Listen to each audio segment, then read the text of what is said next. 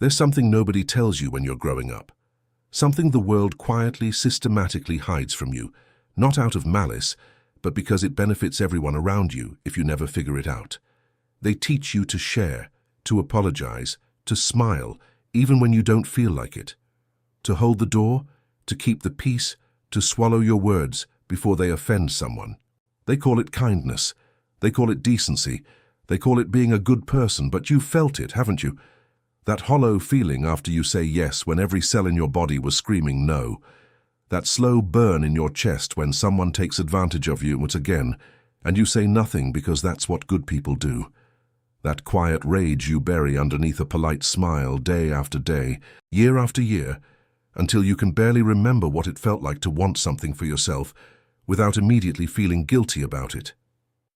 You've been told your entire life that being nice is a virtue, that it will be rewarded, that if you just keep giving, keep bending, keep accommodating, the world will eventually recognize your worth and give back accordingly. It hasn't, has it? And deep down, in a place you rarely allow yourself to visit, you already know why. You've known for a long time. But knowing something and accepting it are two entirely different battles. So instead, you keep waiting. Keep hoping. Keep being the person everyone else needs you to be, while the person you actually are slowly suffocates beneath the weight of all that misplaced generosity. Niccolò Machiavelli saw this centuries ago, not as a philosopher locked in a tower dreaming of perfect worlds, but as a man who had lived inside the machinery of real power, who had watched kingdoms rise and fall, who had witnessed firsthand what separates those who shape history from those who are simply crushed by it. He wasn't writing fairy tales. He wasn't offering comfort. He was documenting reality with the kind of brutal precision that still makes people uncomfortable 500 years later. And the reality he documented is this: the world does not reward goodness. It rewards effectiveness. Read that again. Let it land. The world does not reward goodness. It rewards effectiveness. This isn't cynicism. This isn't nihilism. This is simply the mechanism by which human society has always operated, beneath all the stories we tell ourselves about fairness and virtue and karma. Machiavelli didn't invent this truth. He simply had the courage and the clarity to say it out loud when everyone else was pretending otherwise. And right now, in this moment, you have a choice. You can close this out, go back to being the agreeable, accommodating, perpetually disappointed version of yourself that the world has so carefully shaped you into. Or you can stay. You can listen. You can allow what you're about to hear to do what it's designed to do. Not make you cruel, not make you cold, but make you real, make you strategic. Make you someone who finally understands the game well enough to stop losing it, because that's what this is, a game. And you've been playing it with your eyes closed. The people around you, the ones who seem to move through life with ease, who get the promotions, who command the room, who never seem to carry the invisible weight you carry. They're not better than you. They're not more talented. They're not luckier.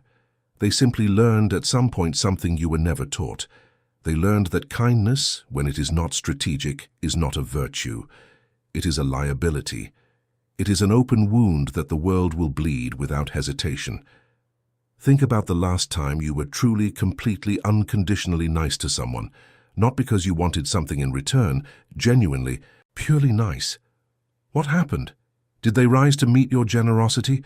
Did they become more grateful, more considerate, more aware of what you were giving them? Or did they simply take it, absorb it, and come back the next time expecting the same, or more? Be honest. Because Machiavelli was honest, brutally, unapologetically honest. In The Prince, he writes about the nature of men not with disgust, but with the calm detachment of someone who has simply paid attention. He understood that human beings, by their nature, will take as much as they are allowed to take, not because they are evil, but because that is what living creatures do. They expand into whatever space is offered to them. They consume whatever is placed in front of them without restriction. You have been offering space. You have been placing things in front of people without restriction, and then wondering why you feel empty. This is not a character flaw. This is not weakness in the way the world defines weakness. some inherent deficiency in your spirit. This is conditioning. From the moment you were old enough to understand social approval, you were conditioned to associate niceness with safety, to understand that when you were agreeable, people smiled. When you accommodated, conflict dissolved. When you said yes, tension disappeared. Your nervous system learned this equation early, and it has been running the same program ever since. Keep the peace. Avoid the friction, be the person everyone is comfortable with. The cost of that program is everything you actually want. Your ambitions, quiet and shelved. Your limits, invisible and constantly crossed. Your identity slowly dissolved into a reflection of other people's needs and expectations. You don't even know anymore where their version of you ends and the real you begins. That's not kindness, that's erasure. Machiavelli's first and most important lesson, the one that underlies every strategy, every principle, every page of his work, is devastatingly simple. You cannot be good in all things and survive in a world where not everyone else chooses to be. He didn't say abandon goodness entirely. He said something far more precise, far more surgical. He said, you must learn when to deploy it and when to set it aside. You must understand goodness not as a permanent state of being, but as a tool, one of many, available when strategic, withdrawn when dangerous. The person who is always good, always giving, always accommodating, Machiavelli didn't admire them. He pitied them, because he knew with absolute certainty what their fate would be, not punishment, not some dramatic downfall. Something quieter and more devastating. Irrelevance. The good and the gentle are not destroyed by the world. They are simply passed over, overlooked, used as resources by those with the clarity to see them clearly and the lack of sentimentality to act accordingly. You are not here to be a resource, you are here to be a force. And the difference between those two things, between the person who is endlessly consumed by others and the person who moves through the world with weight, with intention, with the kind of quiet authority that makes rooms shift when they enter, that difference is not talent. It is not circumstance. It is a single decision, made so deeply that it rewires the way you carry yourself, the way you respond, the way you occupy space in this world. It is the decision to stop being nice as a default, not to become cold, not to become cruel, not to transform into some hollow, calculating machine that treats human beings as pawns. That's the misreading of Machiavelli that has followed him across centuries, the assumption that his teachings are a manual for monsters. They are not. They are a manual for the lucid, for those willing to see things as they are, not as they wish them to be. What changes when you stop being nice by default is not your character. It is your position. You stop standing at the lowest point in every room, with everyone else's needs raining down on you. You begin to stand on level ground, or higher. You become someone whose yes means something, because people have learned that your no is real. You become someone whose presence carries weight, because it is no longer unconditionally available. You become, for perhaps the first time in your life, someone who is taken seriously. Machiavelli wrote, in a passage that most people misquote and almost no one fully understands, that it is better to be feared than loved if you cannot have both. People hear this and recoil. They think, feared, fearful, frightening. That's not what he meant. What he meant, with the precision of a man who had spent decades studying power in its rawest form, is that love, the kind of love that the perpetually nice inspire, is fragile. It is contingent. It disappears the moment you stop providing the thing that produced it. Fear in Machiavelli's vocabulary means something closer to respect, something closer to the awareness that you have edges, that there are consequences to crossing you, that you are not infinitely soft, infinitely available, infinitely forgiving. That awareness in others is not cruelty, it is safety for you, because the truly dangerous position is not to be feared. It is to be known with absolute certainty as someone who will not push back, someone who will absorb whatever is done to them and return with a smile, someone safe to exploit, someone who has trained the world, through years of unbroken accommodation, to expect nothing from them but continued giving. You have been that person. Perhaps you still are. There is no judgment in that recognition, only the cold, clarifying light of a truth worth facing. Because you cannot change what you don't acknowledge, You cannot rebuild a foundation you pretend isn't crumbling. And the first, most essential move in the real Machiavelli playbook is the same move it has always been, in every century, in every culture, in every arena where power is at stake. See things as they are, not as you hope they are, not as you were taught they should be, not through the comforting lens of narratives that reward the endlessly nice and punish the strategic, as they actually are. The people in your life, seen clearly. The dynamics of your relationships, examined without sentiment. The patterns that repeat themselves over and over. The same people asking for more, the same situations where you fold. The same quiet resentment building in the aftermath of yet another compromise you didn't choose, but accepted anyway. See it. Because once you do, once you allow Machiavelli's lens to replace the one you've been looking through, you cannot unsee it. And what comes after the seeing is not bitterness. It is not some cold withdrawal from human connection. What comes after the seeing is something that most people who've been conditioned into perpetual niceness have never fully experienced. Clarity, power, the beginning of something that cannot be taken from you. What comes after the seeing is you. There is a particular kind of exhaustion that no one talks about. Not the tiredness that comes from physical labor or from sleepless nights, or from the visible, measurable demands of a difficult life. This is something quieter, something that accumulates not in the body but somewhere deeper, in that space where your sense of self is supposed to live. It is the exhaustion of people who have spent years, sometimes decades, being everything for everyone, while quietly becoming nothing for themselves. You know this exhaustion. It shows up in small ways. The way you hesitate before asking for something you need, the way you over-explain your decisions as if your choices require the approval of whoever is listening, the way you read a room before you speak, calculating, adjusting, softening, making sure what comes out of your mouth won't disturb anyone's comfort, even at the cost of your own truth. The way you lie awake sometimes, replaying conversations, wondering if you said too much or too little, if you were too direct or not direct enough, if someone is upset with you, if someone is pulling away, if you did something wrong. You have been managing other people's emotions as a full-time occupation, unpaid, unacknowledged. And you have been doing it so long that it no longer feels like a choice. It feels like personality. It isn't. Machiavelli understood the machinery of human behavior at a level that most people find uncomfortable to examine, not because his conclusions are dark, but because they are accurate. He studied courts, rulers, advisors, enemies, allies. He watched the dynamics of power play out in real time, with real consequences. And he noticed something that the philosophers before him had either missed or deliberately avoided. The people who last, the people who matter, the people who shape events, rather than being shaped by them, they are not the most virtuous, they are the most aware. Awareness. That is Machiavelli's first weapon. Not cunning, not cruelty. Awareness.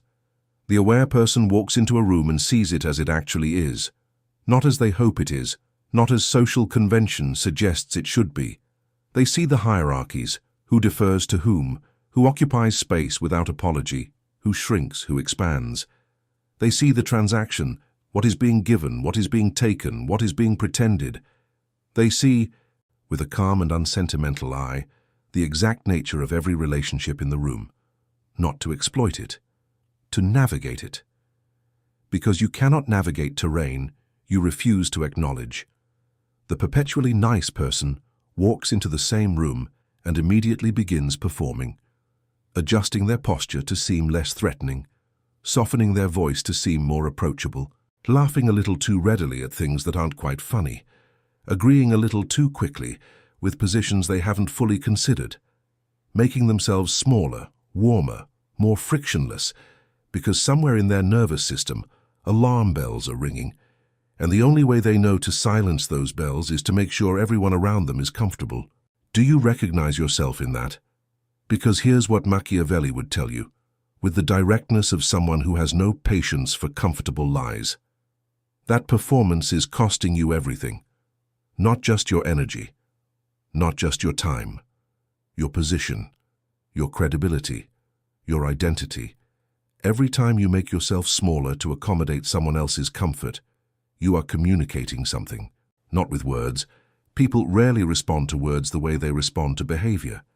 You are communicating with the one language that bypasses all conscious interpretation and lands directly in the instinctual brain. You are communicating that you can be managed, and the world will manage you. Enthusiastically, without guilt, because you have made it easy. This is the mechanism Machiavelli describes, not with judgment, but with the calm precision of someone documenting a natural law. Human beings do not, as a rule, rise to meet the expectations of those who have no expectations of them. They do not spontaneously decide to value what has been given to them freely and without condition. They value what costs them something. They respect what has edges. They treat with care the things that can be withdrawn.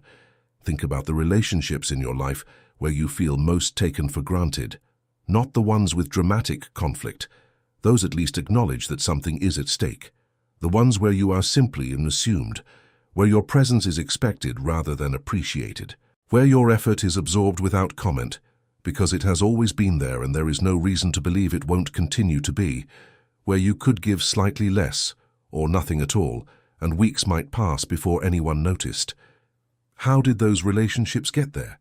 Slowly, incrementally, one accommodation at a time, one boundary not drawn, one moment of swallowed dissatisfaction, one instance where you chose the path of least resistance because the alternative, standing your ground, expressing your actual position, risking the discomfort of friction, felt too costly. And then another, and another, until the pattern was so established, so normalized, that changing it felt impossible, like trying to redirect a river with your hands. Machiavelli's second lesson is about this exact dynamic, and it is as relevant today as it was in the courts of Renaissance Italy. The nature of your relationships is determined not by what you feel, but by what you allow. Not by your intentions, but by your patterns. Not by who you are inside, in the private architecture of your soul, but by what you consistently demonstrate to the world through your behavior. You can be the most complex, the most valuable, the most interesting person in any room. If your behavior communicates availability without limit, patience without end, tolerance without consequence, that is who you are in the eyes of everyone watching. Not your depth, not your potential, your pattern. And patterns once established become expectations, and expectations once established become demands. Not stated demands, those would at least be visible, confrontable. Silent demands, the kind that exist in the subtle shift of someone's expression when you do something for yourself that inconveniences them. The kind that live in the slight coldness of someone who expected your yes and received for perhaps the first time your no. The kind that reveal themselves when the person you've been endlessly accommodating suddenly treats your first moment of self-assertion as a profound betrayal. You've experienced this. The shock of someone's reaction the first time you held a boundary. The way they looked at you, not with respect, not with a dawning recognition of your value, but with something closer to offense, as if you had violated a contract they never disclosed to you but had been operating under the entire time. That reaction, as disorienting as it is actually clarifying information. It tells you exactly what was happening in that relationship. It tells you that your niceness was never received as a gift. It was received as a baseline, a floor, a given. And anything that falls below the floor, any assertion of self, any moment of genuine individuality, registers as a deficit. That is not a relationship, that is an arrangement, and Machiavelli was very clear about the difference. An arrangement is transactional, but dishonestly so. The terms are never stated. One party gives consistently without acknowledgement, and the other receives consistently without gratitude. The giving party maintains the illusion that this is love, or friendship, or loyalty. The receiving party maintains the comfortable fiction that the arrangement is natural, deserved, simply the way things are, until the day the giving stops. And then the receiving party experiences it not as the end of an exploitation, but as an injustice. This is the theater Machiavelli watched play out in different costumes across every human institution he encountered. The advisor who gives everything to the prince and is discarded when he becomes inconvenient. the ally who is loyal beyond reason and is abandoned when loyalty becomes costly, the subordinate who is endlessly accommodating and is overlooked when opportunities arise. Because the mind of power does not associate accommodation with capability. It associates accommodation with function, with furniture, with the background against which more interesting things happen. You do not want to be the background. And this is where Machiavelli parts ways with every self-help philosophy you have ever encountered. The self-help world will tell you to communicate your needs, to have courageous conversations, to set loving limits with compassion and vulnerability. And those are not useless tools. In the right context with the right people, they have their place. But Machiavelli's observation cuts deeper than technique, deeper than communication style, deeper than any set of words you might learn to deploy in a difficult conversation. His observation is structural. It is about the architecture of your position in relation to others. And the architecture of your position is not built with words. It is built with decisions, consistent, repeated, costly decisions, the kind that signal without announcement that you have an interior life that you are willing to defend, that you are not infinitely elastic, that there is a point at which your yes becomes a no, and that point is real, and it will not be moved regardless of pressure. That signal, quiet, behavioral, never spoken, is what Machiavelli calls the foundation of real influence, not the impression of strength, the structural reality of it. The kind that doesn't need to announce itself because it is visible in everything, in the way you listen without immediately agreeing, in the way you pause before responding instead of rushing to soothe, in the way you occupy your own space, physically, conversationally, professionally, without constantly checking whether that occupation is acceptable to everyone around you. This is not performance. Performance is what you've been doing, managing your image for the consumption of others. This is something different. This is alignment, the alignment between who you actually are and how you actually move through the world. When those two things match, when the self you carry inside is the same self you present without apology, something shifts in the way people relate to you. Something they can't quite name, but feel immediately. They feel that you are not available to be managed. And the extraordinary paradox, one that Machiavelli understood and that most people spend their entire lives failing to discover, is that this unavailability, this quality of being genuinely, structurally, behaviorally, not infinitely available, does not push people away. It draws them closer. Not the people who are exploiting you. Those people will fall away, and their departure will feel, at first like loss and then with time like oxygen. But the people capable of genuine respect, the people worth having in your life, in your work, in your circle, those people will move toward you with a gravity that endlessly nice you never generated. Because real connection, the kind built on mutual recognition rather than mutual convenience, requires that there be a self to connect with. A real one, with edges and preferences and limits and the willingness to hold them. The person who is everything for everyone is paradoxically nothing specific for anyone. There is no there, no friction to push against that reveals character, no resistance that demands engagement, just smooth, frictionless accommodation, pleasant to use, easy to forget. Machiavelli's prince, and here we are not speaking of a ruler in the literal sense, but of the archetype of the person who moves through life with agency rather than reactivity, is never smooth. He is not frictionless. He does not dissolve his own contours to make room for everyone else's. He occupies his space with such complete comfort that others must find their own space around him rather than expecting him to relocate on demand.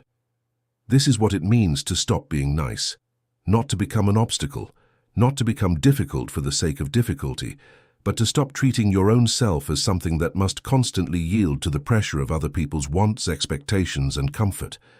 To stop performing accessibility as a survival strategy, to stand, fully and without apology, in your own ground, and to let the people who are capable of meeting you there find their way to you, because they will.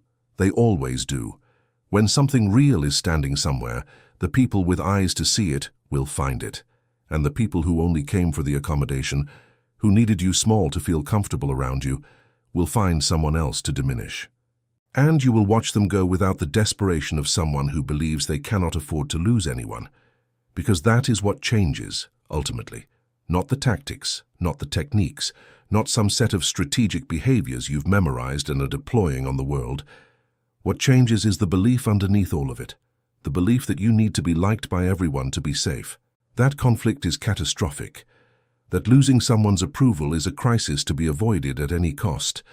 Machiavelli dismantles that belief not with reassurance. He was not in the business of reassurance, but with evidence, historical evidence.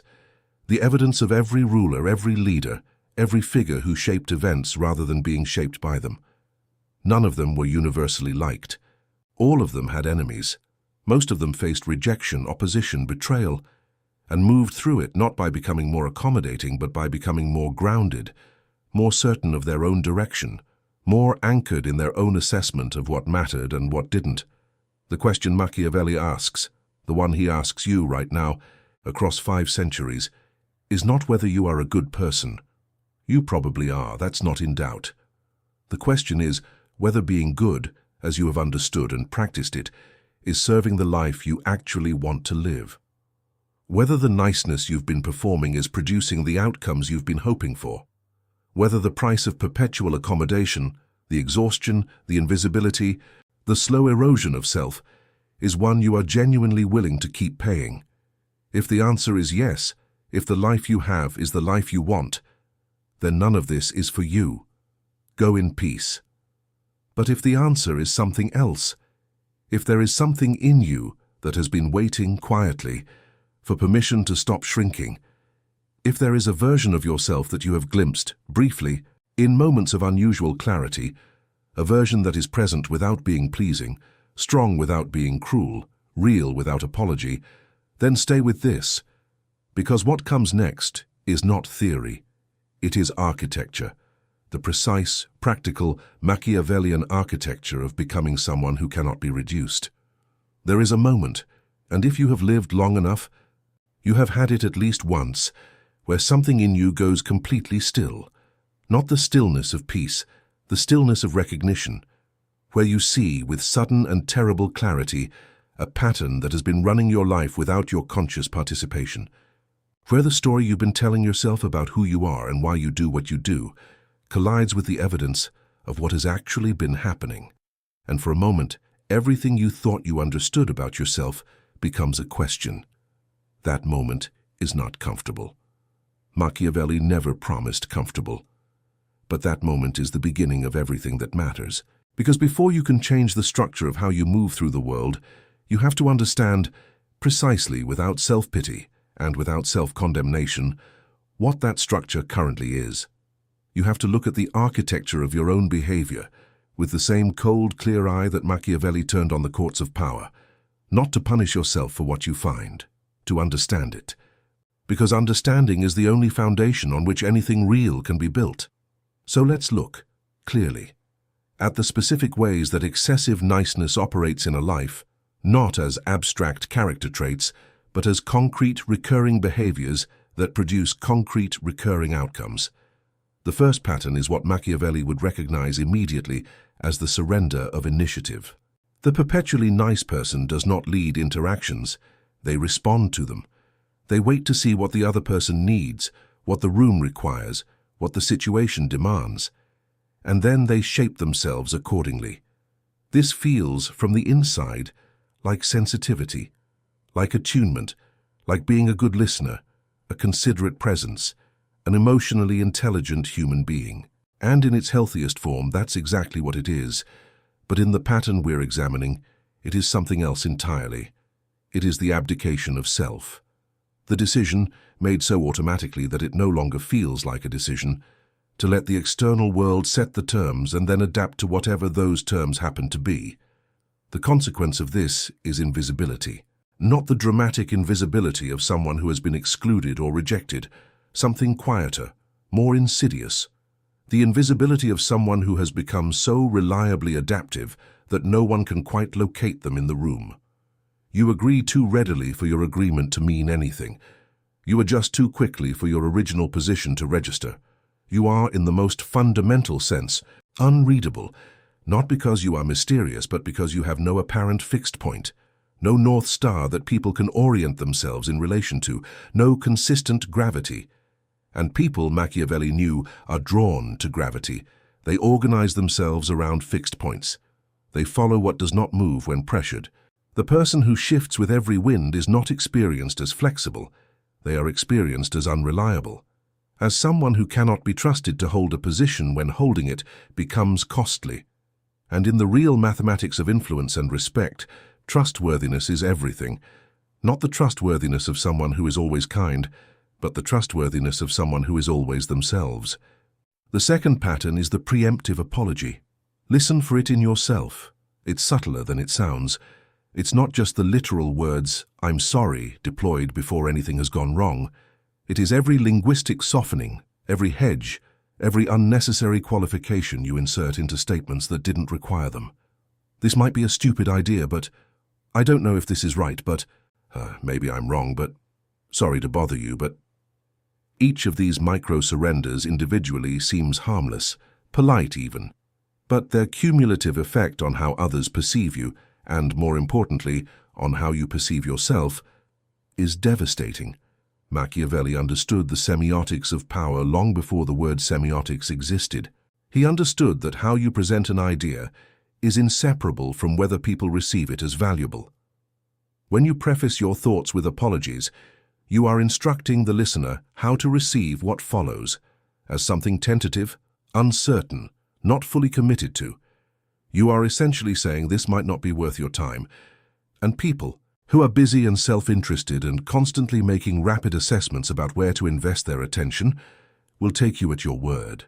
They will receive your ideas as tentative. They will treat your positions as negotiable. They will learn, through your own repeated instruction, that what you say can be safely dismissed. Stop apologizing for existing in the conversation. The third pattern is perhaps the most costly and the most difficult to see from the inside because it wears the costume of virtue, the compulsive rescue. The perpetually nice person cannot tolerate other people's discomfort in their presence. When someone is struggling, they immediately move to solve it. When someone is unhappy, they feel responsible. When conflict emerges, they rush to smooth it, not necessarily because they have a genuine solution, but because the presence of tension in their environment feels, at a neurological level, like a threat that must be neutralized immediately. This pattern masquerades as compassion, and compassion is real and valuable. Do not confuse what Machiavelli is teaching with the eradication of empathy. But there is a profound difference between compassion that is freely chosen, strategically deployed, genuinely helpful, and the compulsive, anxious rescuing that is fundamentally about managing your own discomfort rather than actually serving the other person. When you cannot allow someone to sit with the consequences of their own choices without immediately intervening, when you cannot let a conversation be uncomfortable without rushing to ease it, you are not helping them. You are helping yourself. And you are simultaneously training them to expect rescue, which is perhaps the least kind thing you can do for another human being. Machiavelli's prince does not rescue. He observes, he assesses. He intervenes selectively when intervention produces a desired outcome and withholds it when allowing things to unfold serves a longer purpose. This is not coldness. This is the respect of treating other people as capable of navigating their own lives, rather than as fragile things that will shatter without your constant cushioning. The fourth pattern is conflict avoidance at the cost of truth. Every time you have swallowed something true because the truth seemed too likely to produce discomfort, every time you have agreed with a position you didn't hold, praised work you found mediocre, laughed at something you didn't find funny, supported a decision you believed was wrong, you have paid a price that compounds over time. Not just the price of the dishonesty itself, though that is real. The price of what that dishonesty communicates about you to your own nervous system. When you consistently act in contradiction to your own perceptions and values, you erode your self-trust. The internal voice that says this is wrong, this isn't what I actually think, I don't agree with this, and then goes unheeded, repeatedly, becomes quieter over time. Not because it stops being right, because it stops believing it matters. And when your own inner compass loses authority over your behavior, You become, in the deepest sense, lost, not geographically, existentially. You stop knowing what you actually think because you have spent so long performing what everyone else needs you to think that the real signal has been buried under years of interference. Machiavelli's clarity, that hard, diamond-clear quality of vision that characterizes every page of his work, was not a natural gift. It was a discipline, the discipline of insisting, against all social pressure, on seeing things as they are. And that discipline begins internally.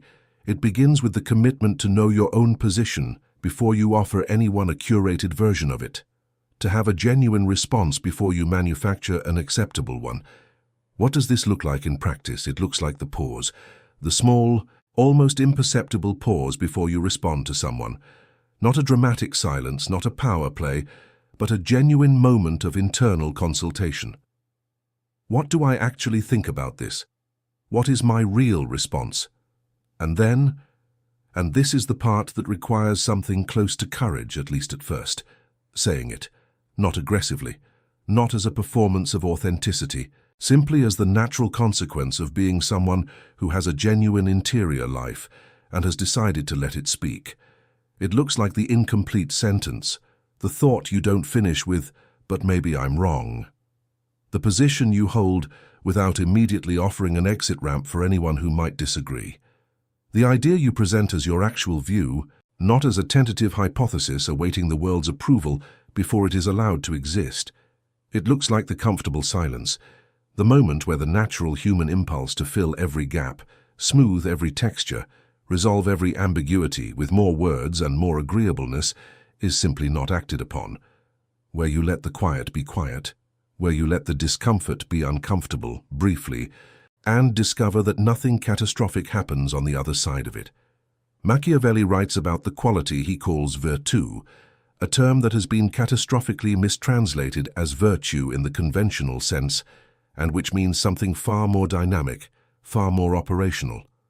Virtù is the capacity to act decisively in accordance with your own judgment, regardless of the pressure of external circumstances. It is not about being good. It is about being effective in the direction of your own intentions. It is the quality of someone who has a will, a real one, not performative, not conditional on the approval of others, and who exercises it. The perpetually nice person has virtù that has been compressed into a very small space. All that capacity for decisive action, all that genuine will, channeled almost exclusively into the management of other people's comfort. Virtù turned against itself, energy that could be shaping your own path, used instead to smooth everyone else's. What would happen if you redirected even a fraction of that energy, not toward becoming someone who doesn't care about others, not toward constructing some cold, self-serving persona that treats human relationships as purely instrumental, but toward yourself, toward your own direction, toward the things you actually want to build, accomplish, become, rather than the endless maintenance of everyone else's emotional climate? This is the question Machiavelli puts to you, not as a rhetorical device, as a genuine invitation to examine the economy of your energy and determine with adult clarity whether the current allocation is producing a life that reflects your actual values or simply a life that reflects your fear of being disliked. Because the two look identical from the outside for a long time. The person who is kind because they genuinely value kindness, and the person who is kind because they are terrified of what happens if they stop. They look the same in any given interaction. The difference only becomes visible over time, in the shape of the life they build, in the quality of the relationships they sustain, in the degree to which, at the end of any given day, they feel like the author of their own experience, or like a supporting character in everyone else's story. Machiavelli was never a supporting character, not because he was cruel, not because he didn't understand loyalty or affection or the genuine value of human connection. He did deeply, and his letters reveal a man of considerable emotional complexity beneath the strategic mind, but because he had made a fundamental decision about his own life, that he would see it clearly, navigate it intentionally, and refuse to let the fear of disapproval determine his direction. That decision, made once and then remade every day in small ways, is available to you. It does not require a dramatic transformation. It does not require you to become someone unrecognizable. It requires something smaller and more sustainable, a consistent daily practice of choosing your own clear perception over the comfortable performance of endless accommodation, of pausing before you surrender a position, of noticing when the impulse to smooth and soothe and agree is coming from your values and when it is coming from your fear, and then, slowly, incrementally, without announcing it to anyone, choosing differently, not loudly. The strategic person never announces their transformation. They simply become it. And the world, which has been treating them a certain way for years, begins, slowly, with occasional resistance, with adjustments that are sometimes uncomfortable, to treat them differently. Not because they demanded it, not because they explained it, because the behavioral reality changed, and reality in Machiavelli's world is always the final argument. You have been making arguments for your own smallness for a long time, with every apology that wasn't needed, with every position surrendered before it was challenged, with every room you entered already reduced, already braced for the management of everyone else. It is time to make a different argument, not with words, with the only currency that Machiavelli ever truly respected, consistent, grounded, unperformed action. The action of someone who has looked at the architecture of their own patterns, recognized what those patterns have been building, and decided, quietly, finally, with the calm certainty of someone who has finished waiting for permission to build something else. Let's talk about the people in your life who never seem to apologize. Not the ones who are simply reckless or oblivious. That's a different thing entirely. And Machiavelli had no admiration for those either. The ones who seem to move with a particular kind of ease, who disagree without drama, who say no without a paragraph of justification attached to it, who hold a position under pressure without visibly struggling to maintain it, who seem somehow to occupy more space than their physical presence would suggest, not through volume or aggression, but through something quieter and more difficult to name. You have encountered these people. You may have found them frustrating, or fascinating, or both simultaneously. You may have told yourself they were arrogant, selfish, cold, and perhaps in some cases that assessment was accurate. But in others, in the cases where that quality of unshakable self-possession coexisted with genuine intelligence and genuine warmth, you felt something else, something that sits uncomfortably close to envy, if you are willing to be honest about it. Not envy of their circumstances, envy of their relationship with themselves. Machiavelli writes, in one of his less quoted but most important passages, that the greatest fortress a ruler can possess is the love of his people, but that a ruler who relies solely on love has built his security on sand, because love is conditional and will shift with conditions. What cannot be taken from you, Machiavelli argues, is what lives inside your own character, your clarity of judgment, your consistency of action, your refusal to be destabilized by the inevitable volatility of external circumstances. This is not a lesson about ruling states. It is a lesson about ruling yourself. The people you recognize, the ones who carry that quality of unperformable groundedness, have, consciously or not, built what Machiavelli would call an internal fortress, not walls that keep others out, a foundation that keeps them in themselves, in their own assessment, in their own direction. When pressure arrives, and pressure always arrives, they do not scatter. They do not immediately begin calculating what they need to change about themselves to make the pressure stop. They feel it, they assess it, and they respond from a place that pressure cannot reach. That place is built. It is not inherited. It is not the result of a personality type or a favorable childhood or some innate quality of character that some people have and others don't.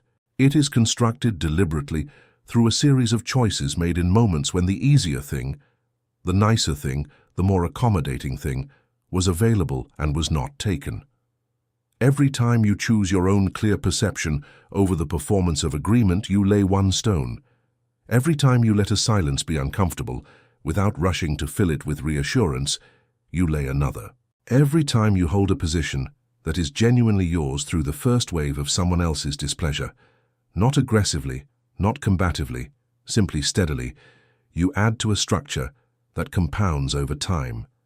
That becomes eventually so solid that the fluctuations of other people's approval or disapproval simply cannot move it. This is what Machiavelli means by strength, not the performance of it, the structural reality of it. And here is where most people who encounter these ideas for the first time make a critical error. They understand the concept, stop being endlessly accommodating, establish real limits, hold your ground, and they immediately translate it into a behavioral script. They decide to become less nice, to be more assertive, to say no more often. And they go out into their lives and perform these new behaviors with the same anxious, managed quality they brought to their previous behaviors. They are no longer performing niceness, they are performing toughness, and it works about as well as every other performance. Convincingly in the short term, hollowly in any interaction that goes deeper than the surface. Machiavelli would recognize this immediately. He had seen it in courts full of men who had learned to imitate power without possessing it. The imitation is always detectable. Not necessarily consciously, most people cannot articulate what feels wrong about it. But something registers, some instinctual assessment of authenticity that lives below the level of conscious thought. That reads behavior not as it is presented, but as it actually is. And what it reads in the person performing toughness without having built the underlying foundation is the same thing it read before. Someone who can be managed. Just someone who now requires a slightly different management strategy. Real transformation, the kind Machiavelli is pointing at, does not begin with behavior. It begins with perception, with the slow, consistent, sometimes uncomfortable practice of seeing your situation as it actually is, rather than as you need it to be to maintain the emotional state you're accustomed to. It begins with the willingness to look at a relationship and ask, without flinching, is this mutual? Is what I'm giving proportional to what I'm receiving?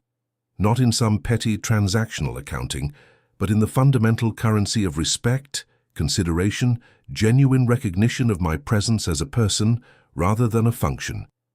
And when the answer is no, when the honest examination reveals an arrangement that has been masquerading as a relationship, a dynamic that has been consuming you under the banner of loyalty or love or friendship, to sit with that recognition without immediately moving to either justify it or dramatically dismantle it, to simply know it, to let that knowledge change the quality of your awareness in that situation, even before it changes any visible behavior. Because awareness, once genuine, changes everything around it, not always dramatically, not always immediately, but inevitably. When you truly know something, not as an intellectual proposition, but as a lived reality that your whole system has accepted, your behavior shifts in ways you don't have to consciously manage. The micro-expressions change, the posture changes, the quality of attention you bring to interactions changes, and the people around you who have been reading you, as all people read each other constantly, below the threshold of conscious awareness, feel the change before they can name it. Machiavelli's most sophisticated observation about power is not about tactics. It is about this quality of genuine internal shift and the effect it produces in those around you. He describes leaders who transform their position not through dramatic action, but through a change in bearing, in the way they occupied their own authority, that caused the people around them to reorganize their behavior accordingly, not because they were told to, because something in the environment had shifted that made the old arrangement feel no longer available. You have experienced the reverse of this. You have felt the environment shift around someone who stopped being available in the way you expected, and felt, perhaps, the disorientation of a dynamic that was no longer running on its old tracks. Now it is time to be the one who shifts, to be the environmental change that reorganizes the dynamics around you, not through announced policy, not through confrontation, but through the simple, radical act of being consistently, genuinely, unperformably yourself. What does that self look like in the specific texture of daily life? It looks like the meeting where you offer your actual assessment of a proposal you find flawed, clearly without aggression, without the forest of qualifications you would normally use to cushion the landing, and then let the response be whatever it is. It looks like the conversation where someone makes a claim you disagree with, and you say simply, "I see it differently," and then explain how without apologizing for the disagreement itself. It looks like the request for something you genuinely need, from a colleague, a partner, a friend, made without the performance of not really needing it, without the preemptive minimization, without the escape hatch of, but it's fine if not. It looks like treating your own time as valuable, not as a political statement, not as a strategic maneuver, simply because it is valuable, and behaving as though it isn't has been producing outcomes that do not reflect that value. It looks like the conversation that ends when you have said what you needed to say, rather than continuing until the other person has been fully soothed into comfort. It looks like the plan that reflects what you actually want to do occasionally, rather than exclusively what makes the most people the most comfortable. None of this is dramatic. None of this is cold. In Machiavelli's framework, the most effective moves are rarely the most visible ones. They are the quiet, consistent, structurally sound choices that accumulate into a position that becomes, over time, self-reinforcing. Because as the people around you adjust to a version of you that has genuine edges, they begin to treat those edges with the respect that edges command. And as they treat you with more respect, the internal architecture that produced the edges strengthens. And as that architecture strengthens, the performance of niceness becomes not just unnecessary, but genuinely uninteresting to you, because you have discovered something more satisfying on the other side of it.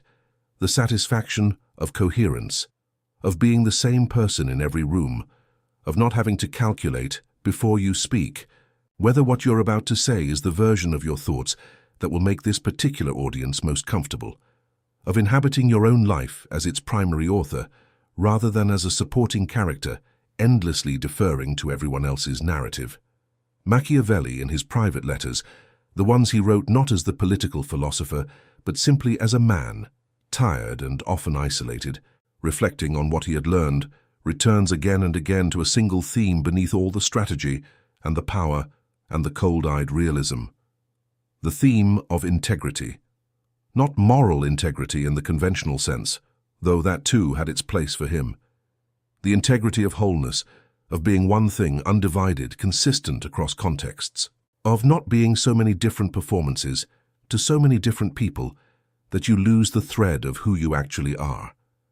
That integrity, that indivisible quality of a self that does not shatter when pressured or dissolve when approval is withheld, is not something that can be given to you, not by a mentor, not by a philosophy, not by a video, however long. It can only be built by you, in the small daily moments where the choice presents itself between the comfortable performance and the genuine response, and built slowly, and built consistently, and built with the patient certainty of someone who understands that real structures take time, and that anything worth having in this life has required someone to endure the discomfort of construction. You're in that construction phase now. Perhaps you have been for longer than you realize. Perhaps what brought you here, to this particular set of ideas at this particular moment, is not accident, but the accumulated pressure of a self that has been asking for some time now for more room to exist. Give it the room, not all at once, not through announcement or performance or dramatic reinvention, one choice at a time, one genuine response where a managed one would have been easier, one held position where a surrender would have been more immediately comfortable, one moment of genuine presence, unsmoothed, unoptimized, unperformed, in a situation that previously would have activated every accommodation reflex you have. Machiavelli survived exile, humiliation, the collapse of everything he had built his life around, and emerged from it not diminished but clarified. The adversity did not break him because his sense of self was not located in his circumstances. It was located in himself, in his own perception, his own judgment, his own unshakable commitment to seeing and thinking and responding with clarity, regardless of what the world did or did not give him. That location, self inside self rather than self inside other people's approval, is the real fortress, the one no external force can breach. And you are, whether you have recognized it yet or not, already in the process of building it. The evidence is that you are still here. Power does not announce itself. This is the first thing you notice when you begin to study it seriously, not as an abstraction, not as a concept in a political philosophy course, but as a living force operating in the specific rooms of your specific life. It does not arrive with fanfare. It does not declare its presence or explain its mechanics. It simply operates quietly and continuously, in the space between what people say and what they do, in the gap between stated intentions and actual behavior, in the subtle architecture of who speaks first, who waits, who asks and who is asked, who adjusts and who remains still. You have been living inside this architecture your entire life without a map. Most people do. They feel the effects of power dynamics without being able to name the mechanism. They know in some wordless way that certain interactions leave them feeling smaller than when they entered, that certain relationships consistently produce a particular kind of fatigue, that certain people reliably get more from every exchange, more attention, more accommodation, more of whatever resource is being distributed, without appearing to try harder or deserve more. They feel this, and in the absence of a framework to understand it, they attribute it to personality, or charm, or luck, or some ineffable quality that some people simply have and others don't. Machiavelli offers the framework, and it is not comfortable, but it is useful, in the way that accurate maps are always more useful than beautiful ones that lead you into walls. The mechanism, stripped to its essential operation, is this. In any interaction between two or more people, there is always a negotiation happening, not verbally, not consciously, but continuously and with real consequences, about whose reality will be taken as the operating reality of that exchange, whose perception of the situation will set the terms, whose comfort will be prioritized, whose time, whose preferences, whose agenda will organize the space you're sharing. This negotiation is not announced. It is conducted entirely through behavior, and it is settled, usually within the first few minutes of any given interaction, and then confirmed or renegotiated through everything that follows. The person who wins this negotiation, not as an act of aggression, but as a natural consequence of how they enter and inhabit the interaction, is not always the most intelligent person in the room, not the most educated, the most experienced, the most qualified. It is the person who is most certain of their own position, who brings to the interaction a stable, unquestioned, unperformed sense of their own reality that other people's realities must accommodate, rather than the reverse. You have been accommodating other people's realities continuously as a default, and the result, which Machiavelli could have predicted without knowing anything else about your situation, is that your reality, your perception, your comfort, your agenda have become structurally secondary in a remarkable number of your interactions. Not because anyone decided this, not because you are less valuable or less capable or less deserving of having your reality taken seriously, but because the behavioral negotiation has been settled consistently in a particular direction, and settled negotiations become invisible assumptions, and invisible assumptions become the structure of your life. Changing this structure does not require confrontation. It does not require a series of difficult conversations in which you explain to the relevant parties that you have been undervalued and intend to renegotiate the terms of your relationships. Machiavelli would find that approach almost comically counterproductive. You do not renegotiate power by explaining that you intend to renegotiate it.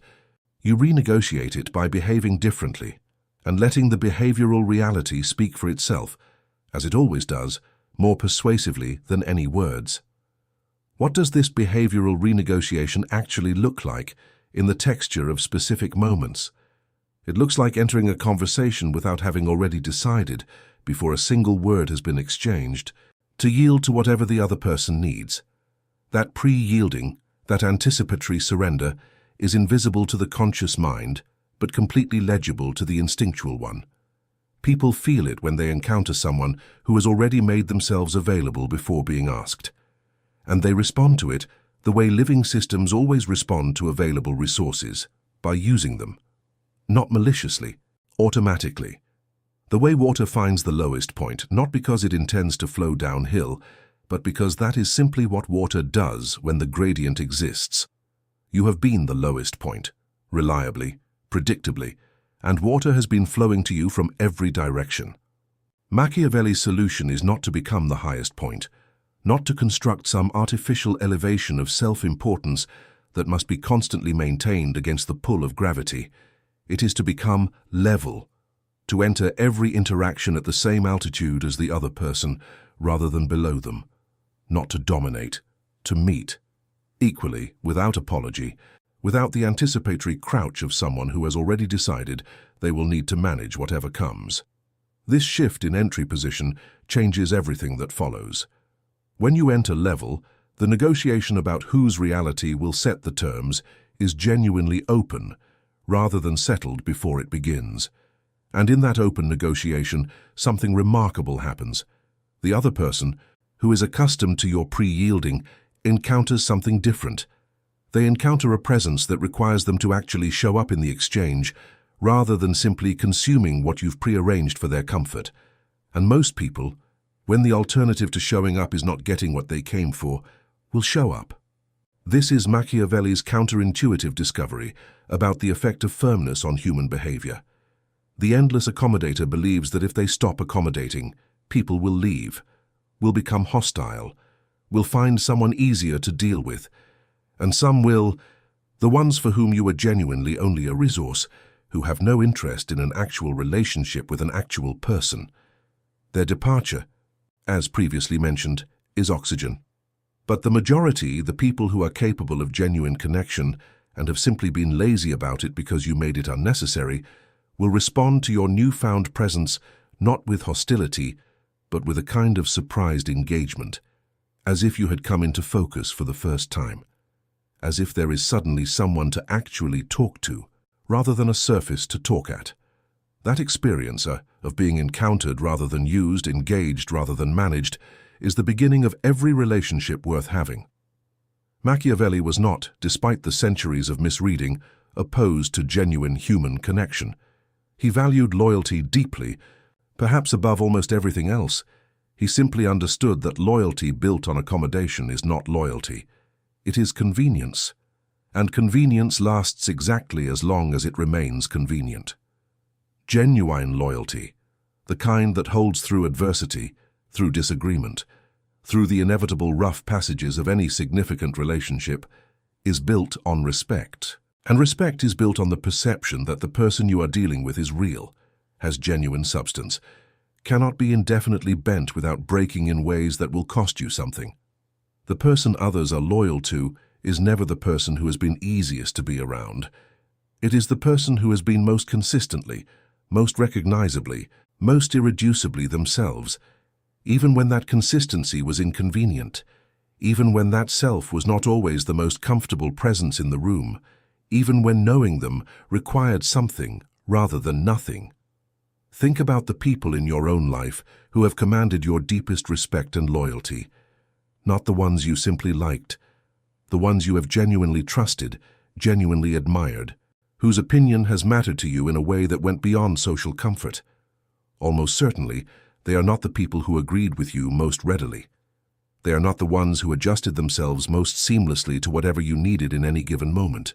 They are the ones who were unmistakably, sometimes uncomfortably, themselves, who brought something specific and uncompromised to every interaction, who made you feel that knowing them was an encounter with something real, rather than a mirror reflecting your own preferences back at you. You can be that for other people. You have always been capable of it. The capacity has simply been diverted, poured into the service of managing external climate, rather than building internal substance. Machiavelli identifies what he calls the virtue of necessity, the ability to extract from difficult circumstances not just survival but genuine development, the exile that becomes education, the adversity that becomes precision, the loss that strips away everything non-essential and leaves only what is actually yours, your judgment, your character, your undeceivable understanding of how things actually work. He experienced this himself most profoundly when he was removed from his position in Florence and sent into isolation. And in that isolation, stripped of the role that had defined him, forced to confront himself without the structure of function and title, he wrote The Prince. He wrote the discourses. He produced, in the silence of enforced margin, the work that would outlast every political structure he had served. There is something in that for you. In the moments that have felt like loss, the relationships that ended when you stopped performing, the connections that couldn't survive your becoming more yourself. There is not only subtraction, there is also the clarifying gift of knowing what was real and what was arrangement, what was genuine connection and what was mutual convenience masquerading as something deeper. That knowledge, however it arrives, is among the most valuable things a life can produce. Because you cannot build anything real on a foundation that hasn't been honestly examined. The work Machiavelli is pointing you toward is exactly this examination, not as an exercise in bitterness or accusation, not as a renegotiation of grievances with the people who have benefited from your accommodation, as a private, interior audit of the investments you have been making and the returns they have been producing. The emotional investments, the investments of time and energy and attention, and the willingness to compress yourself into whatever shape was required, laid against the actual outcomes, not the outcomes you hoped for or believed would eventually arrive, but the ones that have actually materialized. And then, with the clear eye, the calm assessment, the strategic mind that Machiavelli spent a lifetime developing, deciding where to reinvest. Not everything needs to change. Not every relationship needs to be examined and found wanting. Not every accommodation has been a mistake. The goal is not to replace one extreme with another, to trade the reflexive yes for the reflexive no, the compulsive softness for some performed hardness. The goal is discernment, the capacity to choose consciously and strategically where your resources go, rather than having that choice made for you by the automatic operation of patterns you never decided to have. This is what it means in Machiavelli's terms, to be free. Not the freedom of having no constraints. No life of any substance has no constraints. The freedom of choosing your constraints consciously, of knowing why you are where you are, why you are doing what you are doing, why you are giving what you are giving, and being able to answer that question not with, because it was expected of me, or because I didn't know how to say no, or because the discomfort of the alternative felt too high, but with something that actually comes from you, from your own assessment, from your own values examined and owned rather than inherited and performed. That freedom, chosen, earned, built in the daily practice of one genuine response after another, is the thing that Machiavelli's most sophisticated readers have always understood his work to be really about. Not the accumulation of power over others, the accumulation of genuine agency over yourself, the capacity to move through your life as its author rather than its subject, to shape events, however modestly, rather than simply being shaped by them. And it begins, as all real things begin, not with a dramatic declaration, but with a single moment of choosing differently, of feeling the familiar pull toward accommodation and, instead of following it automatically, pausing, consulting the self that lives beneath the performance, asking, what do I actually think? What do I actually want? What would I do here if I weren't managing anyone's reaction to it? And then doing that. Just once at first, and then again, until the pause becomes natural, and the consultation becomes habitual, and the genuine response becomes not the effortful exception, but simply the way you are, the way you have always been, underneath everything that was layered over it by years of training in the art of shrinking. Machiavelli ends one of his most important chapters with a line that has been simplified in translation, but carries, in its original form, a weight that accumulates rather than lands all at once. The substance of it is this: the wise man does what necessity commands, but the prince does what he chooses. And the distance between those two positions, between the person who responds to necessity and the person who exercises genuine choice, is not circumstance. It is not luck. It is not the accident of birth or the gift of natural talent. It is a decision, made daily, sustained through discomfort, built into a life. You are making that decision now, whether you have named it yet or not. There is a specific kind of person that Machiavelli feared, not the tyrant. The tyrant was simply a problem to be solved strategically, a force to be navigated or outlasted. Not the enemy. The enemy was at least honest about his position, which made him predictable, which made him manageable. The person Machiavelli genuinely feared, the one he considered most dangerous to the stability and integrity of any enterprise, political, personal, or otherwise, was the flatterer. Not because flattery is evil, because it is comfortable, because it tells you what you want to hear in precisely the register. You most want to hear it, and because the comfort it produces is indistinguishable from the inside, from the comfort of genuine affirmation. And because a person who has been starved of genuine recognition, who has spent years giving without receiving, accommodating without being appreciated, being present for everyone without anyone being fully present for them, is uniquely, devastatingly vulnerable to anyone who arrives with the appearance of unconditional appreciation. You know this vulnerability. Perhaps you have been exploited through it. Perhaps you are currently being exploited through it in ways that will only become fully visible when the flattery stops and you see, in the sudden absence of it, what was actually there or wasn't. Machiavelli's chapter on flatterers in The Prince is ostensibly about the advisors surrounding a ruler, but read it as what it actually is, a precise anatomy of a psychological trap that operates at every level of human life. And it becomes one of the most practically useful things he ever wrote. The trap works like this. The person who tells you the truth about yourself, about your situation, about the quality of your decisions and the direction of your choices, will sometimes produce discomfort. Discomfort is unpleasant. Unpleasantness in the nervous system of someone trained to associate comfort with safety registers as threat. And so you move, gradually, imperceptibly, toward the people who don't produce that discomfort, the ones who agree readily, the ones who find everything you do impressive, every decision you make sound, every plan you form promising, the ones in whose presence you feel consistently good about yourself, and you move away, again gradually, imperceptibly, from the ones who sometimes make you uncomfortable, who occasionally disagree, who do not automatically validate every position you take, who bring to their relationship with you the respect of genuine engagement rather than the frictionlessness of perpetual agreement. The end result, which Machiavelli documented with the weariness of someone who had watched it destroy capable rulers repeatedly, is that you become surrounded by mirrors, by people who reflect back to you a version of yourself that feels good but contains no accurate information. And without accurate information, without the friction of genuine challenge, the clarity of honest feedback, the occasional discomfort of someone who cares enough about you to tell you something you don't want to hear, you lose the capacity to navigate reality. You begin making decisions based on the image in the mirror rather than the actual terrain.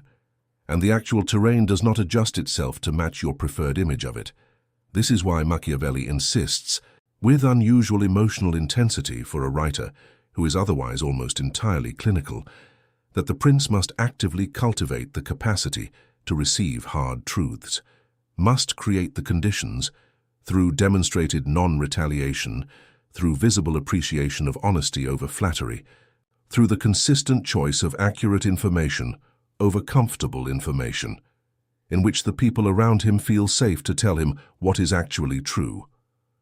Because without that cultivation, the natural tendency of every person in a position of vulnerability relative to you, and everyone around you is in some degree of vulnerability relative to you, as you are to them, is to tell you what they believe you want to hear. Not because they are dishonest, because they are human, because conflict is costly and comfort is free, and the incentive structure of most relationships rewards agreement and punishes challenge, however unconsciously. The person who tells you your plan has serious problems risks your displeasure. The person who tells you it's brilliant risks nothing, and over time people are very good at learning which risks are worth taking. The nice person, the one we have been examining across this entire conversation, has, often without realizing it, created an environment where hard truths are particularly unwelcome. Not through hostility, through fragility, through the visible emotional cost that honesty produces in them, the way genuine challenge destabilizes someone who has no stable internal ground to absorb it from. People learn this about you quickly. They learn that real feedback, delivered clearly, lands in a way that requires extensive management of its aftermath. The reassurance, the softening, the careful reconstruction of comfort that has to follow any moment of genuine friction, and rather than pay that cost, they simply stop delivering the friction. They tell you what you want to hear. They maintain the comfortable fiction, and you, deprived of the accurate information that genuine relationships provide, continue making decisions based on data that has been filtered through everyone's desire to not disturb your peace. The solution Machiavelli offers is structural, not interpersonal. It is not about asking people to be more honest with you. It is about becoming someone in whose presence honesty is not a costly risk. Someone whose reaction to being told a hard truth does not require the person who told it to immediately spend energy managing the fallout. Someone stable enough, grounded enough, secure enough in their own assessment of themselves that an external challenge to that assessment can be received as information rather than as assault. This is, again, the internal fortress.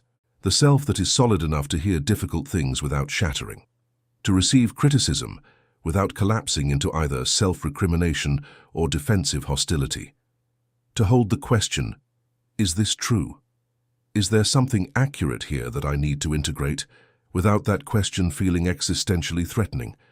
Building this capacity requires first that you stop needing everyone to approve of you as a condition of your own stability, because as long as your sense of yourself is contingent on the reactions of others, any negative reaction carries the weight of an emergency.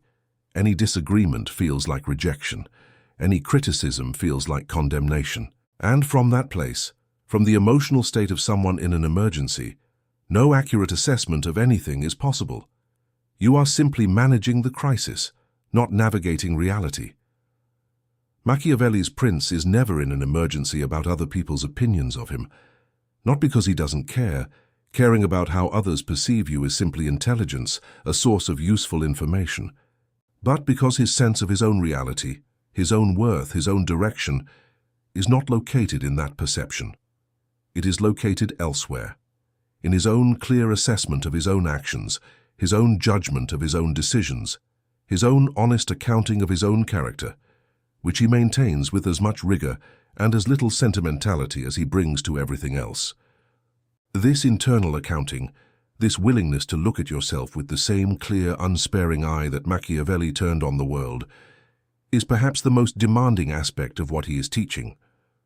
Because it is easy to see the flattery and the accommodation and the exploitation in the external world, once you have the framework to recognize it, it is considerably harder to turn that same framework inward and examine with equivalent honesty your own patterns, your own self-deceptions, your own comfortable fictions about why you do what you do and what it has been producing. The person who has been endlessly nice, for example, often maintains a private narrative about that niceness that is considerably more flattering than the behavioral reality supports. In that narrative, the niceness is pure generosity, uncomplicated virtue, an expression of genuine care for other people that has simply, unfortunately, been taken advantage of by a world that doesn't deserve it. And there is truth in that narrative, some of it. But there is also beneath it a layer that is considerably less comfortable to examine, the fear that drives the accommodation, the need for approval that masquerades as concern for others, the conflict avoidance that presents itself as consideration, the self-erasure that performs as selflessness. Machiavelli would not ask you to condemn these things in yourself. He would ask you to see them clearly, as they are, because you cannot change the operating system while you are telling yourself a story about how noble the operating system is. This is what distinguishes the genuinely strategic person from the person who has simply learned some strategic vocabulary. The genuinely strategic person applies their clarity inward with the same rigor they apply it outward. They hold themselves to the same standard of honest assessment they hold the world to. They do not exempt their own motivations from examination. They do not maintain flattering narratives about themselves that cannot survive contact with the evidence of their actual behavior and its actual outcomes. This internal honesty is not self-punishment. Machiavelli was not a masochist, and he had no interest in producing them.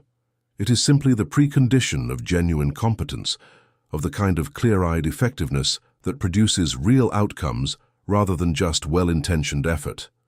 Because good intentions, deployed from a position of self-deception, are among the least reliable forces in the universe. They feel meaningful. They are easy to perform and easy to believe in. And they change almost nothing, because the self that generates them has not been examined closely enough to understand what actually drives them or what they actually produce. The person who has done this examination, who has sat with the uncomfortable knowledge of their own patterns without flinching away from it, who has traced the history of their accommodations back to the fear that generated them rather than the virtue they performed as, that person is capable of something different, not because they have become better in some moral sense, because they have become more accurate. Their map of themselves matches the actual territory, and from that match, from that alignment between internal reality and internal understanding, comes the capacity for genuinely different choices. Machiavelli spent much of his life being profoundly honest about his own limitations. His letters are full of it.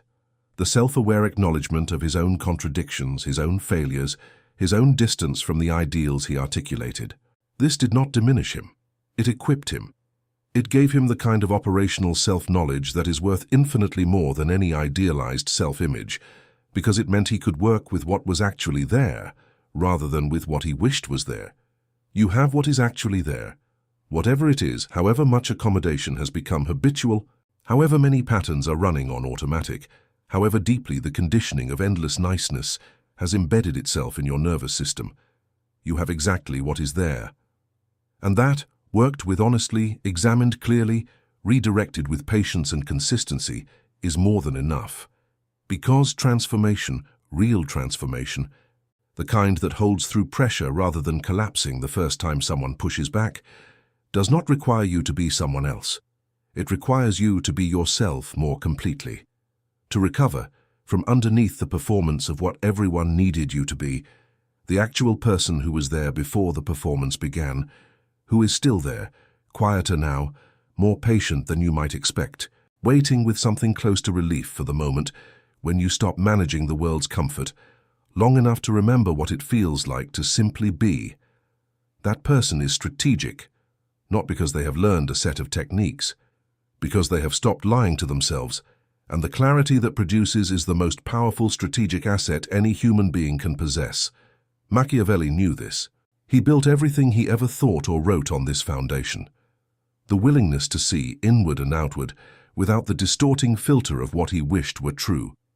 To work with reality rather than preference.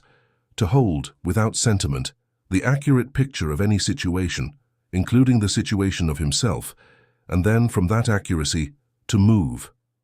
Not perfectly. Machiavelli was not perfect and had no illusions about being so. He failed repeatedly, miscalculated, misjudged, lost more than he won in the explicit terms of political fortune. But he never lost himself in those failures. He never allowed defeat to become the defining story. He absorbed it, examined it, extracted from it whatever was useful, and continued. Not because he was superhuman, because he had built in himself something that defeats cannot reach, a relationship with his own mind that was honest enough and solid enough to remain functional regardless of what the external world produced. That is the real inheritance he is offering you, not a set of tactics, not a persona to adopt, a relationship with yourself, clear, honest, unsparing, and ultimately, more generous than anything the performance of niceness has ever produced. Because the person who sees themselves clearly, who knows what drives them and what they actually want, and what they are genuinely willing to give, and on what terms, that person can actually choose, can actually give when they choose to give and have that giving mean something, because it is genuine rather than compelled, can actually connect, because there is a genuine self available for the connection, can actually be kind, strategically, selectively, from a position of genuine strength rather than desperate appeasement, and have that kindness land with the weight of something real. That is where this is going. That is what comes after the stopping, not the absence of kindness, the presence of a self that makes kindness possible. At some point in this process, and if you have been genuinely present for everything that has come before, that point may already be arriving, you will encounter a specific form of resistance, not from the world, from yourself. A voice, quiet but persistent, that sounds remarkably like conscience but operates more like fear, that says, if I become this person, this clearer, firmer, less endlessly accommodating version of myself, I will become someone I don't recognize, someone who doesn't care, someone who treats people as instruments, someone cold, someone who has traded their humanity for a set of strategies and called it growth. This voice is not your conscience. Your conscience is the part of you that knows right from wrong and feels the weight of genuine harm. This voice is your conditioning, the years of training that have linked self-assertion with selfishness, limit-setting with cruelty, the prioritization of your own reality with the abandonment of other people's. It is the internalized version of every message you ever received that equated niceness with goodness and anything less than niceness with moral failure.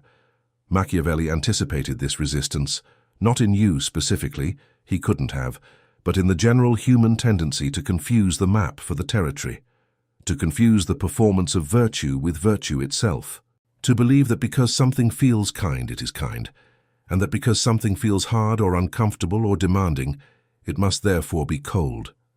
This confusion is, in his view, one of the most dangerous errors a person can make, not because kindness is bad, because conflating the feeling of kindness with its actual effect produces a kind of moral sleepwalking, where you do things that feel virtuous and produce outcomes that are the opposite of what virtue is supposed to achieve, where you accommodate someone's avoidance and call it support, where you tolerate someone's exploitation and call it loyalty, where you compress yourself into invisibility and call it consideration, where the performance of goodness substitutes endlessly for the examination of whether anything good is actually being produced. Genuine kindness, Machiavelli's version, the version that produces real benefit for real people in the real world, is not always comfortable to give or to receive. Sometimes it looks like the honest assessment that prevents someone from making a catastrophic decision they were committed to. Sometimes it looks like the refusal to rescue someone from consequences they need to experience in order to change.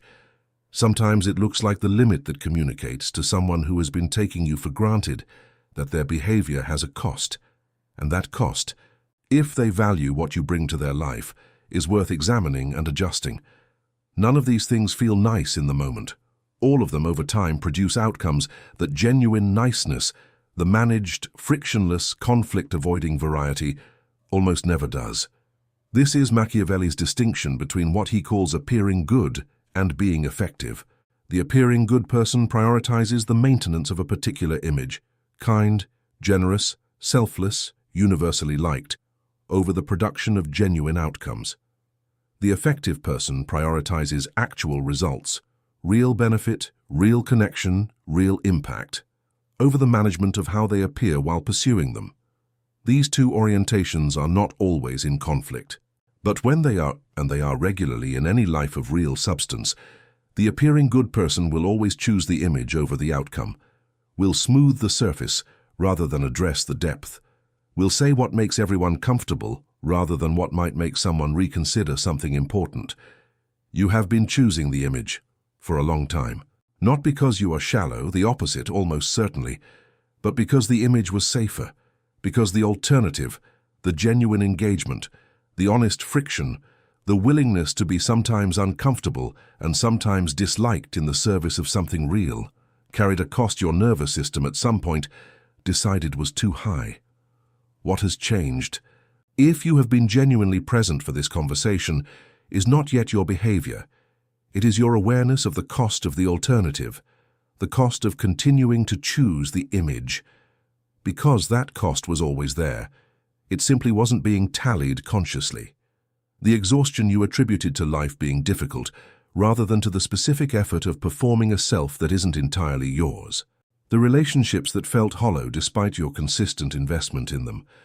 Because investment in the image of a relationship is not the same as investment in its actual substance. The ambient, low-grade dissatisfaction that you may have come to accept as simply the texture of adult life, rather than recognizing it as the specific result of living at a significant distance from yourself. Machiavelli, in one of his most personally revealing passages, describes the agony of a man who knows himself capable of significant things and finds himself, through a combination of circumstance and his own choices, engaged in the management of small ones.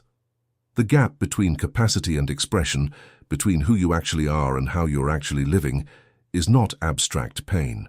It is the specific, daily accumulating pain of potential that is not being used, of a self that is not being inhabited.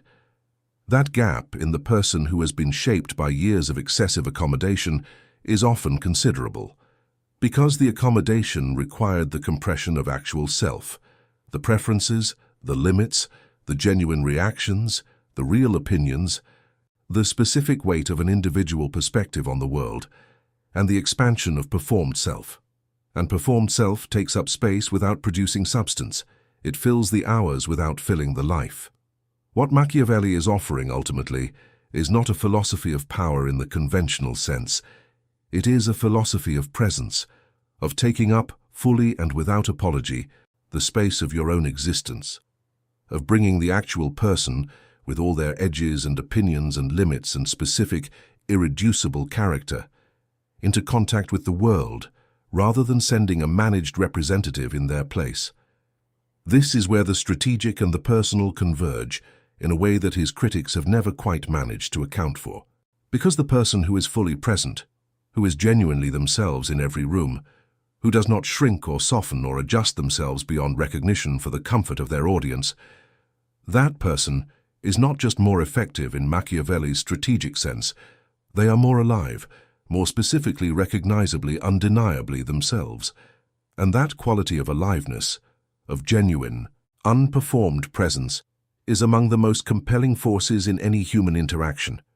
You have felt it in others, the person who is completely, uncomplicatedly themselves, who does not perform for the room, who seems to exist at a different frequency from the social management happening around them, not because they don't care about the people present, but because their caring is not expressed through the distortion of their own signal, who are simply entirely there, in a way that makes the room feel more real when they are in it, more honest, more alive. That is not charisma in the conventional sense. It is not charm or physical presence or the particular kind of social fluency that gets called magnetism. It is something more fundamental. It is the experience of encountering a genuine self, and the way that encounter, in a world full of managed presentations, produces something close to relief. You can be that, not as a goal to achieve, but as a state to return to. Because it is not something you need to construct. It is something that was always there before the construction of the performance covered it. The work is not building something new. It is clearing away what was built on top of what was already real.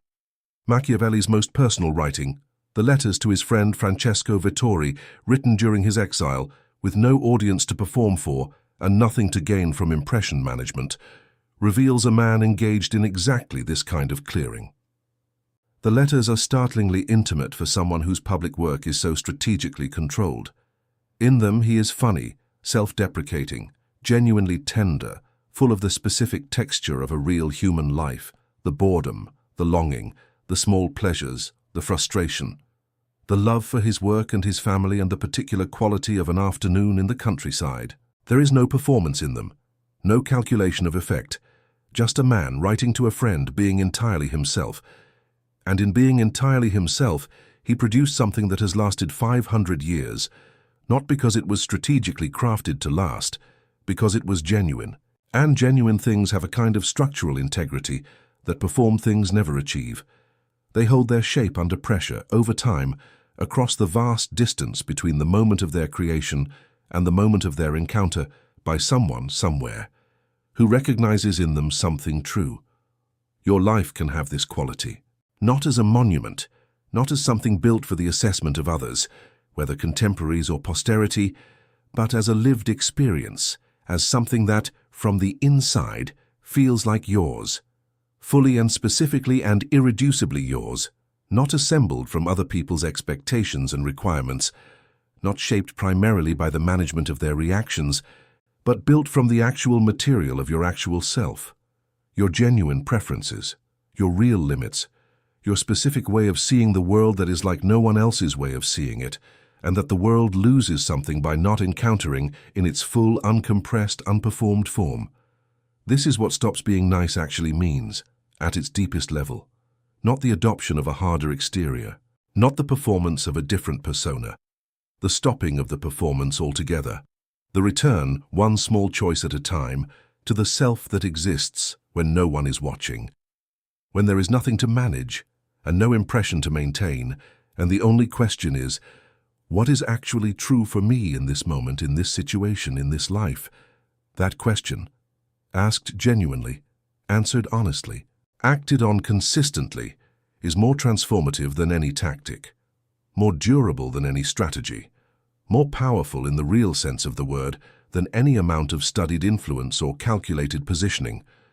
Because the person who knows what is true for them, who has that knowledge in their body, not just their mind, who acts from it as naturally as they breathe, cannot be managed, cannot be reduced, cannot be made into furniture or background or the supporting character in someone else's more interesting story. They are the story, their own story, which is the only one that was ever really worth telling. Machiavelli closes one of his most essential arguments with an observation that cuts across every era, every context, every specific arrangement of circumstance that might separate his world from yours. The substance of it is this: the man who has learned to depend on himself, on his own judgment, his own clarity, his own undeceivable understanding of the nature of things, is the only man who is truly secure. Not because nothing bad can happen to him. Bad things will happen. They happen to everyone. But because his security is not located in the things that can be taken from him, it is located in himself, in the quality of his perception, in the reliability of his own inner compass, in the knowledge earned through exactly the kind of honest self-examination this conversation has been inviting, that he knows who he is and what he is about, and that this knowledge cannot be confiscated by any reversal of fortune or any withdrawal of approval, or any of the 1,000 other ways the external world regularly attempts to inform you that you are less than you know yourself to be. You are building that security right now, not later, when the transformation feels more complete, not when you have implemented enough new behaviors to feel qualified. Now, in the reading of this, in the recognition of what has been true in your experience that you have perhaps not allowed yourself to name quite so directly before, in the small, internal shift that happens when something you have felt for a long time is finally articulated with enough precision that it becomes available to you as knowledge rather than just sensation. That shift is the beginning. And beginnings, in Machiavelli's world, as in every world that has ever existed, are everything. Because everything that follows is simply the elaboration of what began. The consistent, daily, increasingly natural elaboration of a self that has decided, finally and without apology, to be real. One more thing remains. The thing that all of this has been building toward. Not a conclusion. Real things don't conclude, they transform. What awaits in the final passage of this conversation is not the end of what has been said, but the beginning of what you will do with it. The question that Machiavelli, in his most honest moments, always returned to in the end. Not what do you know, what will you become? Something has already changed. You may not feel it yet as a dramatic shift. Transformation rarely announces itself with the clarity of a before and after photograph. It moves more like weather, a slow change in pressure, a quality of air that is different from what it was this morning, in ways that are difficult to articulate but impossible, once you have noticed them, to unfeel. The person who sat down at the beginning of this conversation and the person who is reading these words right now are not identical. Something has been said that cannot be unsaid. Something has been seen that cannot be unseen. And that is not a small thing. In Machiavelli's world, in any world where genuine change is understood for the rare and costly thing it is, that is everything. Because most people never get here. Not for lack of intelligence, not for lack of exposure to the ideas, but because getting here requires something that is in genuinely short supply, the willingness to look honestly at a life and ask whether it is actually the life you are choosing or simply the life that has accumulated around you through the path of least resistance.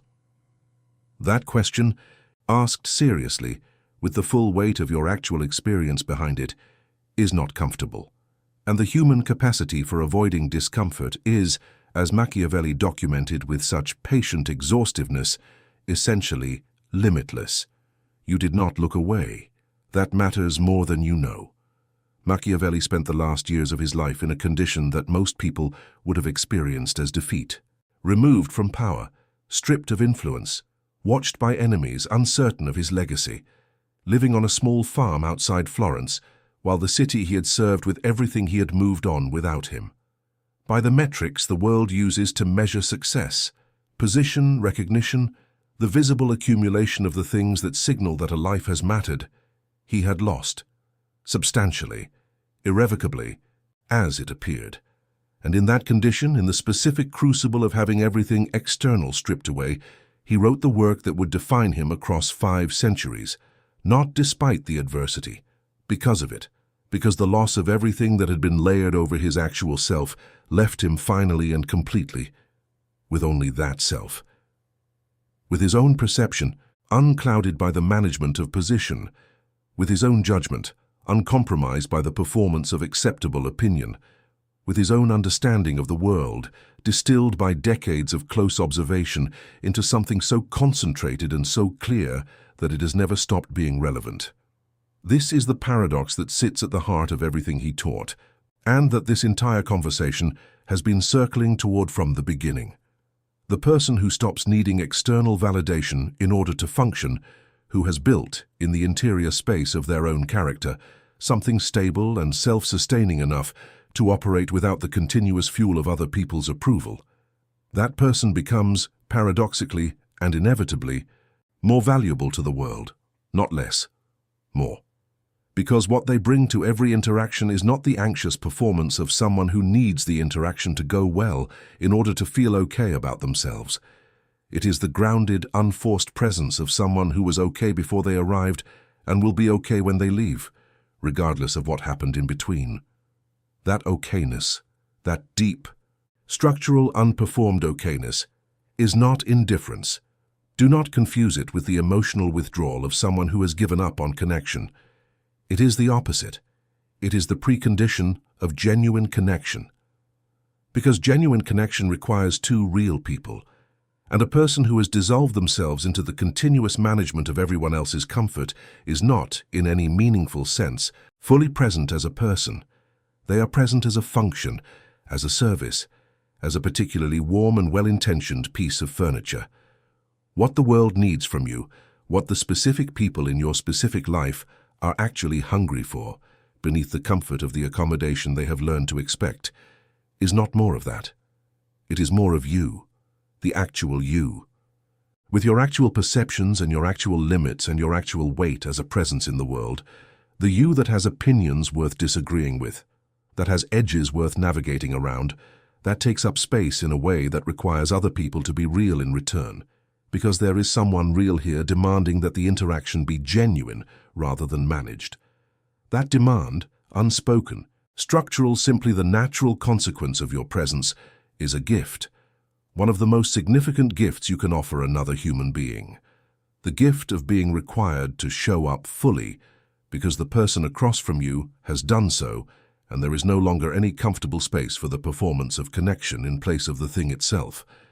Machiavelli's prince, and we have arrived, finally, at what this archetype really means when it is understood correctly, is not a ruler in the political sense.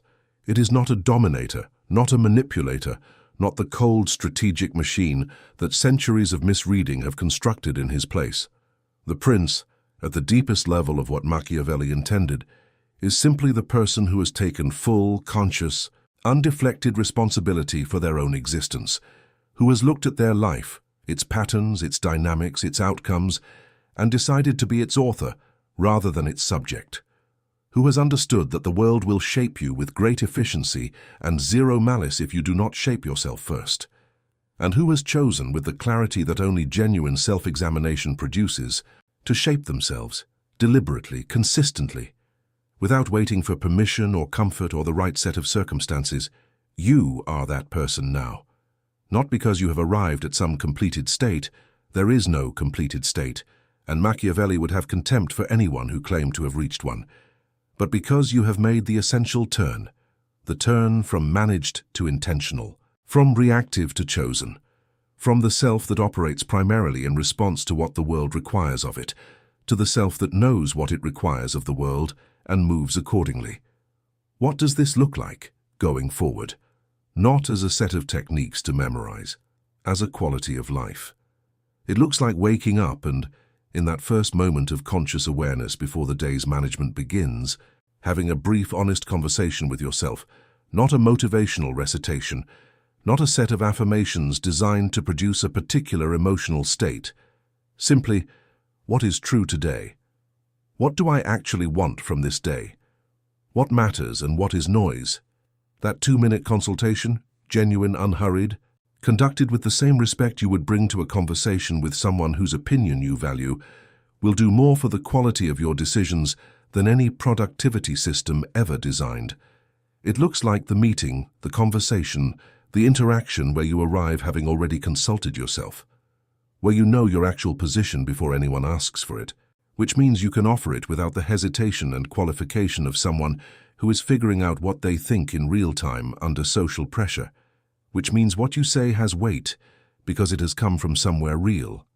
It looks like the relationship, romantic, professional, familial, where you are fully present rather than perpetually managed, where the other person experiences you as someone who is genuinely there, with genuine reactions and genuine limits, rather than a particularly attentive mirror, where the friction of your actual character against theirs produces something that neither of you could produce alone, where your presence costs them something, not in exploitation, but in the good cost of being required to be real in return, where what you have together is built on the actual material of two actual people, rather than on the smooth, frictionless, structurally hollow foundation of one person, managing the other's experience without end. It looks like the professional life where your contribution is visible, not because you have become louder or more aggressive or more politically savvy in the conventional sense, but because you no longer render yourself invisible through the compulsive accommodation of everyone else's agenda at the expense of your own, where you take up your rightful space in rooms, where your perspective lands with the weight of something genuine behind it, where people know without being told that your agreement means something, because your disagreement is equally available and equally real, and it looks, most importantly, like the interior life, the private, unobserved, unmanaged experience of being yourself when no performance is required. The capacity, which may be unfamiliar at first if the performance has been running long enough, to simply be, to sit in your own company, without the ambient anxiety of someone who has misplaced the self they've been performing and is no longer sure what's underneath.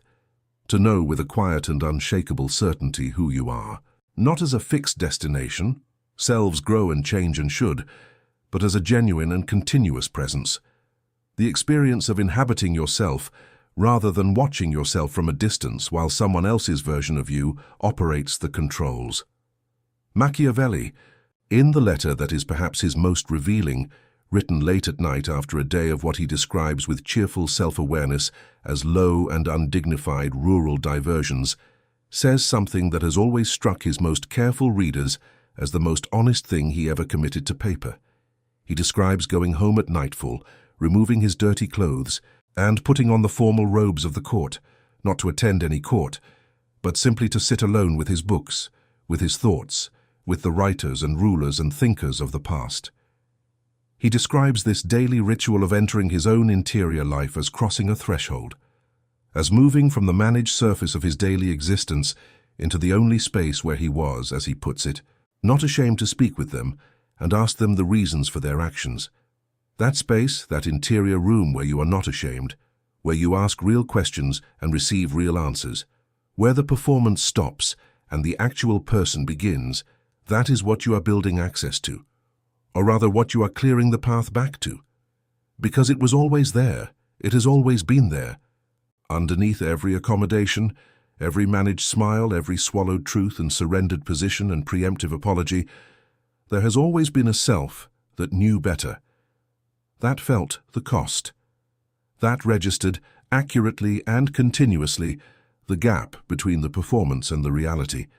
That self has been patient with you, more patient than you had any right to expect, and it is still there, entirely intact, waiting with something that is not quite forgiveness, because it never blamed you, but is perhaps better described as readiness. It is ready for you to return. It has been ready for some time, So, return, not in some dramatic, announced, performatively transformative way. Machiavelli never trusted dramatic announcements. Return quietly.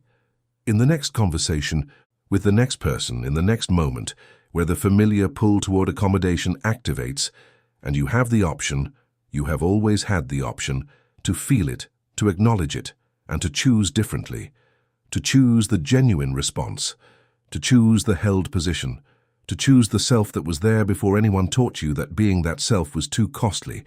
Choose it once, and then choose it again, and then again in the accumulating way that real change always happens, not in a single moment of transformation, but in the 1,000 small moments of different choice that eventually constitute a different life.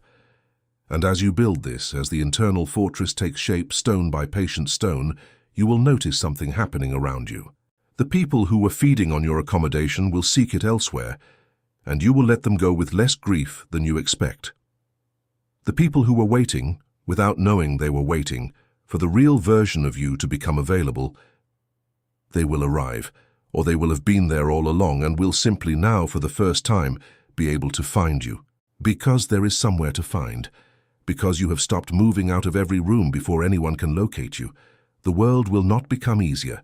Machiavelli never promised easy. The world will become legible.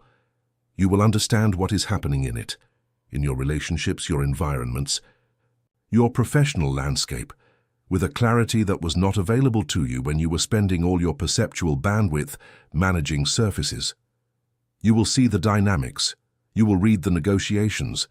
You will understand, in real time, rather than in the painful retrospect of someone who has once again been surprised by an outcome they should have seen coming, what is actually being offered to you and what is actually being asked. And you will choose, consciously, strategically, from the full height of your actual self, rather than from the compressed, apologetic crouch of someone who has been waiting all this time for permission to stand up straight. The permission was never coming. It was never going to come from outside. Machiavelli knew this. Every person who has ever moved through this world with genuine agency knew this. The permission is yours. It has always been yours. It is the one thing that was never taken from you, even in the years when so much else was, because it cannot be taken, only surrendered, only given away one small accommodation at a time, in the mistaken belief that the giving would eventually be reciprocated with something that mattered. It wasn't. You know that now. So, take it back. Quietly. Completely. Without announcement and without apology. Take it back and do something with it that is worthy of the time it took you to find your way here. If this has reached you, if somewhere in these words something landed that felt less like information and more like recognition, then leave below the only words that matter right now. Not a comment, not a reaction, a declaration. The declaration of someone who has made the essential turn and is not going back. Write this. I stopped waiting for permission. That is not a comment.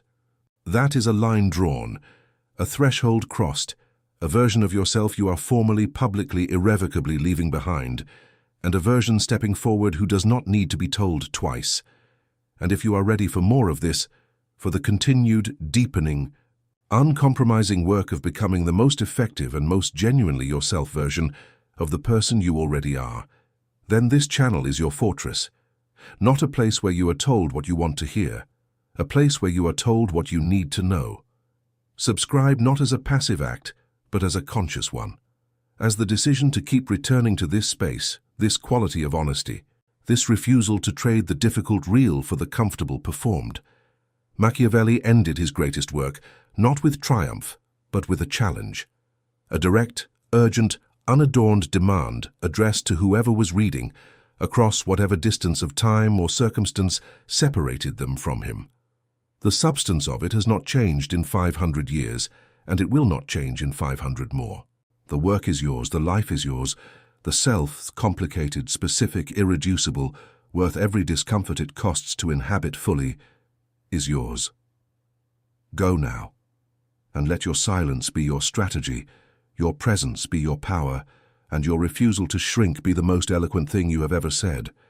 That is the real Machiavelli. That was always the real lesson. You were simply ready to hear it.